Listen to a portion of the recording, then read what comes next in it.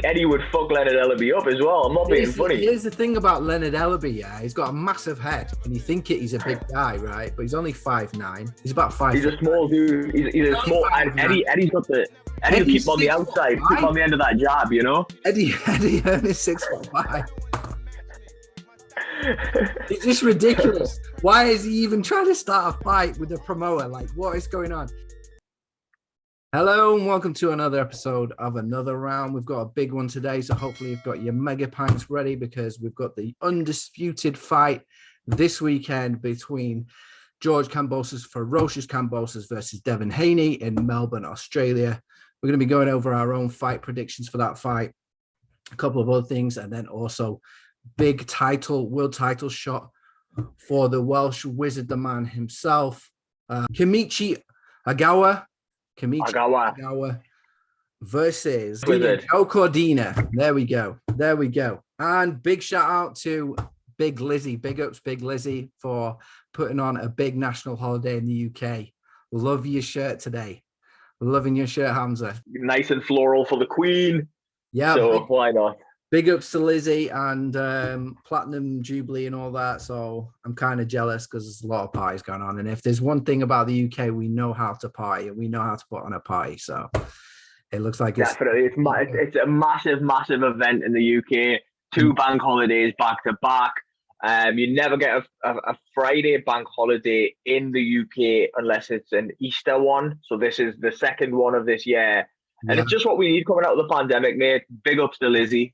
Yeah, big ups to the Queen. It's going to be a very big fight for Australia itself. They haven't had a big fight like that for a long time. So that's going to be huge. And it's good that it's been shown on Sky Sports and obviously over here on ESPN. Yeah, no, I totally agree with you, bro. I think Australia, it's one of those almost like forgotten nations when it comes to boxing. I know recently they've had a rise with the UFC, got a couple of champions from over that way, a couple of big fighters as well. But I think the last big boxing event I can remember is probably Jeff Horn versus Manny Pacquiao. Yeah, like that's how long ago it was. But yeah, man, this is going to be a massive fight. It's in an outdoor arena, the Marvel Stadium. I think it's got a capacity of about 50,000. I think it's weird that it's outdoor as well. I think to a boxing event that always adds a little bit of magic as well. It comes down under. Yeah. So I'm very, very excited for this fight, man. Can't wait. It's the Thunder Down Under. It's going to be malicious in Melbourne, mate. The Thunder Down Under. It's all going off. But yeah, it's going to be a really close one. Me personally, this is what I'm going to start off with my prediction. Okay, this is how I see it. I think Devin Haney edges Kambosos on skill level in terms of experience, even though he's younger. He's a younger guy. I think he's got more of an amateur he has got more of an amateur background. He's come out of the school of Mayweather. He's well versed in technicality of boxing and the art of boxing, the art of hitting and not getting hit. He is a guy that if he wants to, he could basically jab his way through this fight. He's got the reach advantage. Don't forget, he's got the longer arms. Kambosos has got smaller arms. He can basically just keep jabbing him all night, stay out of range, and he could probably win this on points if he wants to. However, if he gets kitchen with Kambosos and Kambosos can really get the dog, put the dog into the fight, and if he really comes out and he tries to rough him up, gets on the inside in the first couple rounds, it could turn into a bit of a nasty fight, exciting fight, all the same for us to watch. And I can see, me personally, I favor Kambosos in terms of on the inside, just because of the fact I've seen the way he reacted to Teofimo Lopez, the way he reacted in the 10th round. He came back from he looked like he was almost gone. He came back and won the last 2 rounds. And you compare that to how Devin Haney got rocked by Linares. You haven't really seen Devin Haney get rocked, but when he does get rocked, he's not as good. He doesn't recover as well as George Kambosos. So I favor George Kambosos if it becomes more of a dogfight and more of a street fight. If Devin Haney keeps boxing and he stays technical and stays out of range, he could probably just easily outclass him on points and win by UD in 12 rounds like he's done in his last 4 fights. Yeah, so first of all as well, one thing I want to mention is this is one of the first times that the lightweight division is being unified as well. So you've got to really give a massive shout out to these, especially with George Kambosos, with it being his first defense. You know, that really shows you the type of fighter he is, the type of champion he wants to be. I actually agree with you 100%. I think Devin Haney is slightly better of a boxer than George Kambosos. He's had, even though you know, Kambosos is the champion, Haney's actually had more fights professionally than him and more fights amateur as well. So he understands completely what he needs to do in terms of skill to win this fight. I think there's certain things that are going against Devin Haney that are almost out of his control. You know, his father can't make it into the country, which is going to affect his corner. He's going to be going in there with a depleted corner. Did you see that? It just got approved today. His visa got approved today, so he's flying. Oh shit! So he is. Oh, fantastic! I'm really glad to hear that. You know, because I felt like that could be a sticking issue in the days after the fight. You know. I think it's better that he's there, because if there's anything that 100%. happens, there's any kind of upset, you know, obviously Devin Haney's the favorite. We expect Devin Haney to probably win on points. If he doesn't win, we don't want that to be a reason. Oh, we don't want like, oh, well, you know, my dad wasn't able to be there to give me advice in the corner, etc. That's exactly right. I didn't want him to go in there with a depleted corner. I wanted to see the best version of Devin Haney. Yeah, that's what we want as the fans. We want the best fight possible. So we want, you know, the Australian government approved his visa. He's flown in today. So he's already there now. So good. The Aussies seem to be very, very strict in terms of entry requirements, especially, and they have been, especially this year with COVID and everything, with athletes, you know, that had the whole issue with Djokovic and everything like that as well. So it's good that Bill Haney can make it to the fight, because this is the biggest fight of his son's life, you know. Exactly, it's a massive fight. I think under these circumstances, mitigating circumstances, I think it was the right decision by the Australian government.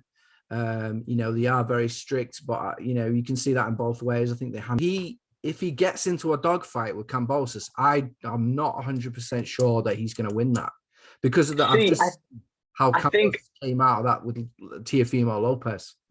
I think you're absolutely right. I don't think there's a lightweight alive at the moment that can engage in that type of fight.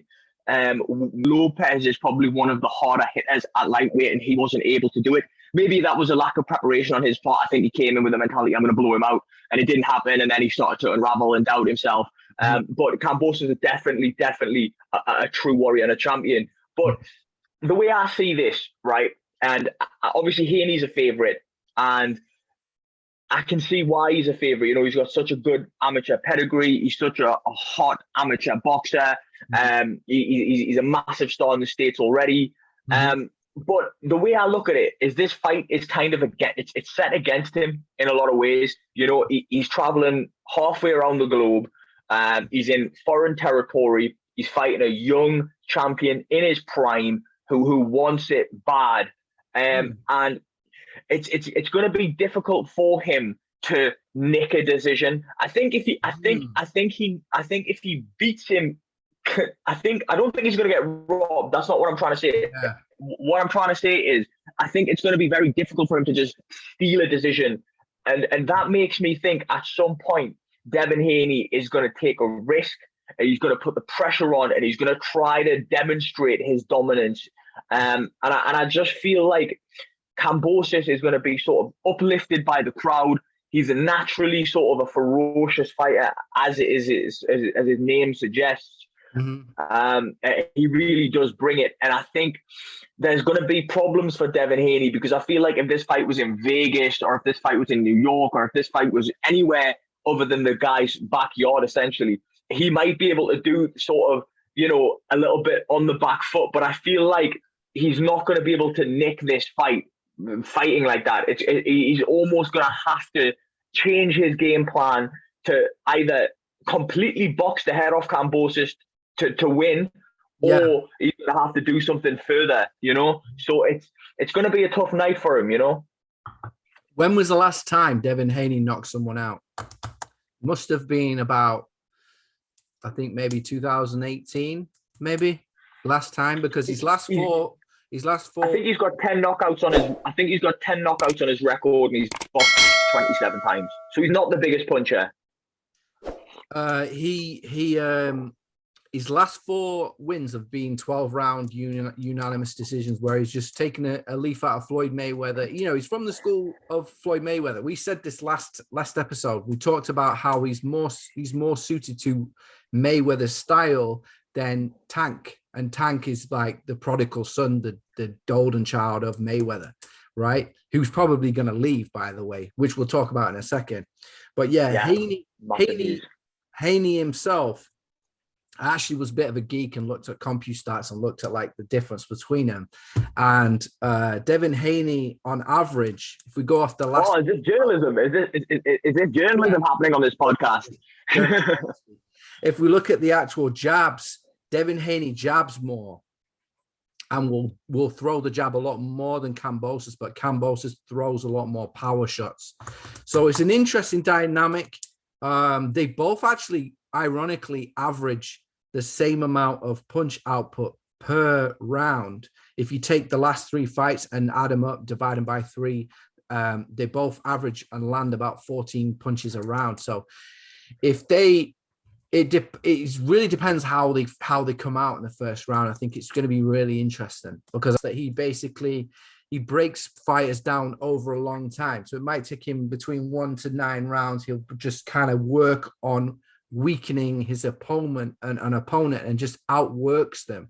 That's what he typically does. You know, his punch output is the same as Kambosos on average, but these guys are getting better. If I look at their last few fights, they're both punching more, they're both getting stronger, they're both improving massively. Kambosos, especially if you look at his fight with Lopez compared to his previous fights.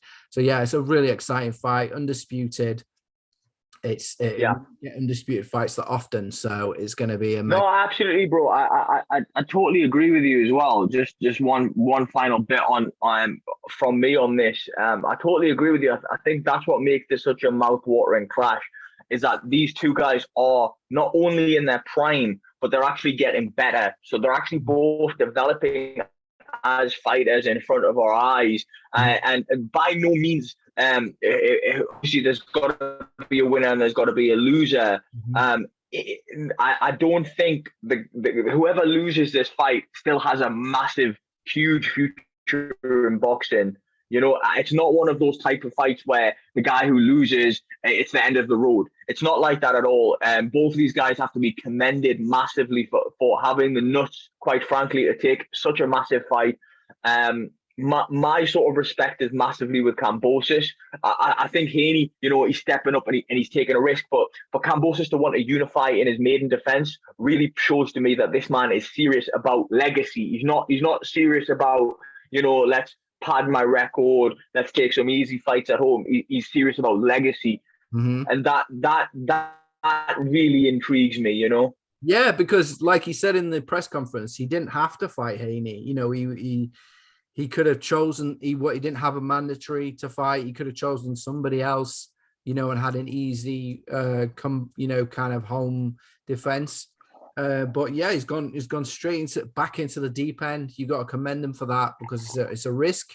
And you've also got to commend Devin Haney, because we know from history, American fighters don't like to travel, you know, and it's commendable that Devin Haney is willing to kind of come and fly across the other side of the world, fly into Melbourne, into a packed out 50,000 stadium where everyone's going to be cheering for Kambosos mostly. And he's going to come out there and he's that confident, you know, he feels like he's going to win anyway. Whether his dad's there or not. I think it's good that his dad's there, and I'm happy that, you know, Bill's got his visa finally and he got approved. But you know, the best man's going to win. Final prediction, mate. What do you think? Yeah, so super excited for this fight, man. I do truly believe this is a 50-50 fight that either man can win, and there's different ways that either man can win. I think George Ferocious Campbell. I don't think he knocks Devin Haney out. However, I do think he knocks Devin Haney down. And I think he wins on points. I don't know if he. I think he might lose the opening few rounds. But I think once he settles into the fight, I think over the sort of the middle rounds and towards the back end, he really comes into it and he turns up the heat. And I think potentially Devin wilts under the enormous pressure of the stadium, under the pressure that Kambosos himself as a fighter brings. I don't see Kambosos knocking Haney out. I think Haney does have a good chin, and I can't see it, but I do think he knocks him down. Interesting. Yeah, if he knocks him down, that definitely changes it. For me, I'm gonna go I think Haney's gonna win on 12 on a 12 round, pointer, unanimous decision or a mixed decision even, but he wins over 12 rounds just by staying out of range and keep it and just boxing. But I'm interested. I'm very curious about this. Like you said, it's a very difficult one to predict. It's very hard. We've actually got two fights that are going to be hard to predict because the Joe Cordina one we're going to talk about in a minute. But the outcome of this fight is also very interesting because if Devin Haney wins, he's got some very interesting home fights with, either Ryan Garcia. You could go the Ryan Garcia route, or obviously Tank and Haney have been having a lot to say to each other online, on Twitter, etc. I think that's going to be an exciting matchup. Obviously, Devin Haney now is a free agent. He made a lot of money with DAZN and Matchroom. He's now a free agent. He can kind of go where he wants. And as we've talked about as well, Tank is looking to leave Mayweather Promotions. Obviously, Ellerbe's panicking at this point because it's like his main fighter that he's got left on the roster. And we'll see if he stays with Mayweather or if he leaves. It's going to be interesting because if he does leave, it's more likely that fight between Devin Haney is going to happen, and that's going to be huge, mate. Yeah. We might as well talk about Tank now and sort of that situation, and we might as well talk about the Leonard Ellerbe versus Eddie Hearn situation because I don't know if you've seen that, but that kind of erupted as well a little bit. Yeah. But going back to Tank for a minute. He gave an interview just before the Rolly fight where he was talking about how it was time for him to sort of take control of his own career. Phenomenally talented fighter, and he's constantly matched with fighters that aren't challenging him, that aren't up to his par. And he needs those defining sort of fights, and he's not getting them under Mayweather. I'm not being funny, but I don't think he's probably being paid correctly either for how big of a star he is or he can be and how talented he is as well. I think, I do think he's getting held back on the money front as well as the actual ability to make his own decisions as well. I don't think he's necessarily his own boss, like Devin Haney, like Canelo. He's not like these other kind of fighters. He's very much under sort of a contract with Floyd, where Floyd, I think, pretty much holds most of the control in that situation. The legal team of Mayweather Promotions sent a letter to Matchroom, basically asking them to stop talking about signing Tank. And basically saying to stop talking about how he can potentially earn a lot more money, because I think the DAZN obviously has the backing and the financial backing to offer Tank Davis a lot of money, probably 3 times more than he's on right now. He's going to be interested in looking at that opportunity, whether he probably hates Eddie Hearn or not. He probably wants to do a Devin Haney style thing where he's interested in looking at the money because he's going to earn a lot more money potentially than if he stays with Mayweather Promotions. And they're panicking because they can't match that on their end. So if DAZN does, if Matchroom do offer them a big contract for Tank, they're not going to be able to match it. So they've actually sent him a legal letter requesting him to stop talking about it in his interviews. He needs to fight Haney and Kambosos and Lomachenko. He needs to fight the big guys the champions of the lightweight division. And like we said, it's one of our favorite divisions. It's stacked for talent. It's a great division. But if he wants to really prove it and have the legacy, he needs to make that move. But anyway, that'll be interesting to see out. Moving on to Saturday, the 4th. Just before we do, and I'm sorry to interrupt there, because no worries. But one thing I wanted to mention as well is, what did you make of Leonard Ellerbe and Eddie Hearn's little? Because Leonard Ellerbe said he was going to stomp Eddie Hearn out, which to me, okay, there's going back and forth and talking shit about fighters and bad mouthing each other's shows. But then when he's talking about stomping a man out, that seems to be a different level of. My thing is this, right? You don't need to go. I think Eddie would fuck Leonard Ellerbe up as well. I'm not being funny. Here's the thing about Leonard Ellerbe, yeah. He's got a massive head, and you think he's a big guy, right? But he's only 5'9". He's about 5. He's a small dude. He's a small. Eddie's got the. Eddie will keep him on the outside, keep him on the end of that jab, you know. Eddie Hearn is 6'5". It's just ridiculous. Why is he even trying to start a fight with a promoter? Like, what is going on? How that pans. To me, it's like, if it's embarrassing. Like, you feel threatened, okay? You're upset. He said in his interview, I watched his interview with Showtime. He's obviously very upset by Eddie Hearn coming out to the America and saying, "I'm going to take over America" a few years ago. I agree with what Ellerbe's saying. It was like the wrong thing for Eddie Hearn to do. The way he approached the American market was wrong. He came across very arrogant. It wasn't a good look for him. But having said that, he's only trying to be a good promoter. He wants to be the best promoter in the world. It's just business, isn't it? At the end of the day, it's just business. Like, so for him to be like trying to take it to the streets. So I know a guy in New York who, I know, you know, where in America, you can't really say somebody is this and that. You can't really call them things because they'll take it seriously. Whereas in England, they'll take it literally, almost. Yeah, take it literally. We have a kind of dark sense of humor with our sarcasm, where we'll really rinse our best friends, the people that we know the best, will make the most fun out of, because that's like people we're close to. So it's a different style of humor and everything, and it doesn't come across it doesn't always translate when you come across the pond to America. I think it's just miscommunication on both parts, probably.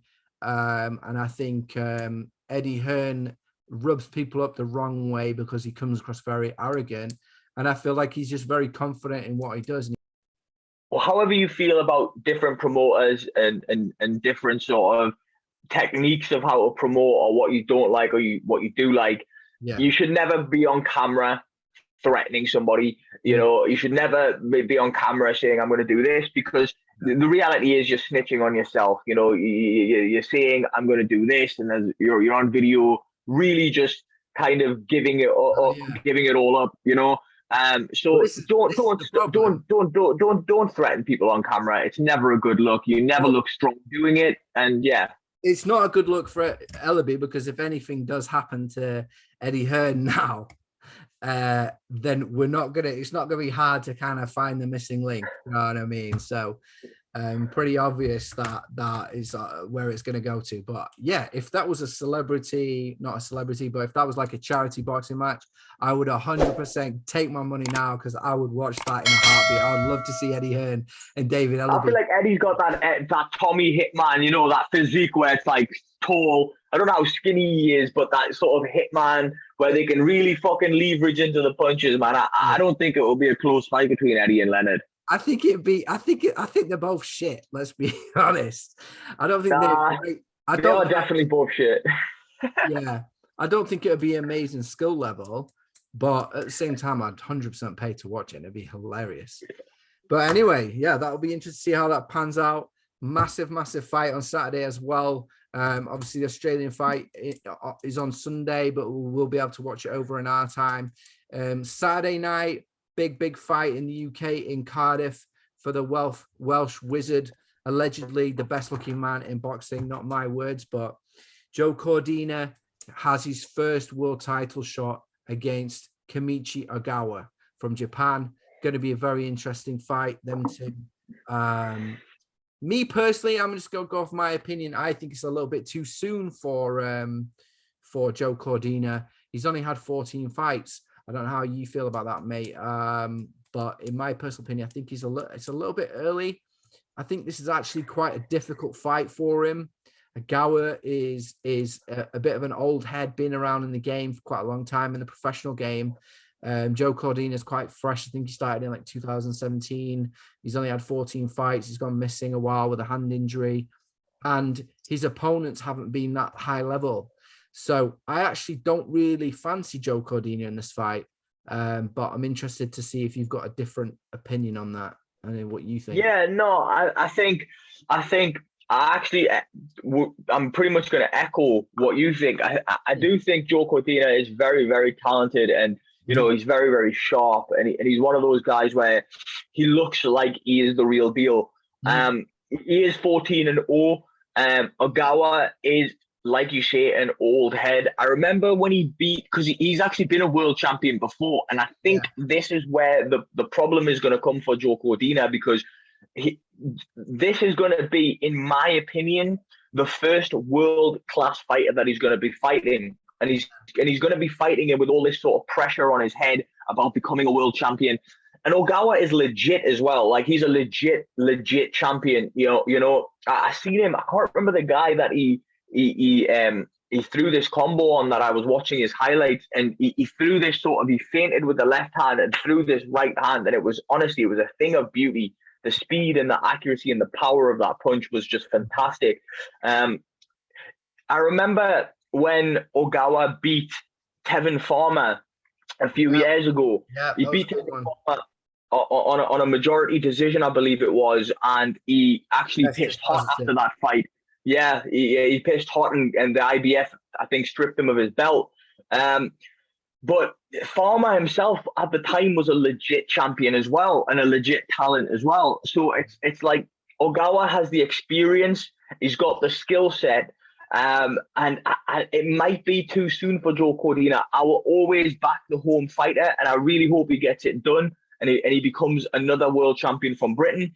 I just think this is going to be a tough night for him, and things have to go right for him in order for this to pay off. I think this is going to be, if Joe Cordina wins this fight, it's going to be very, very close. But me personally, I'm just going to go on my prediction. I think Ogawa wins this one.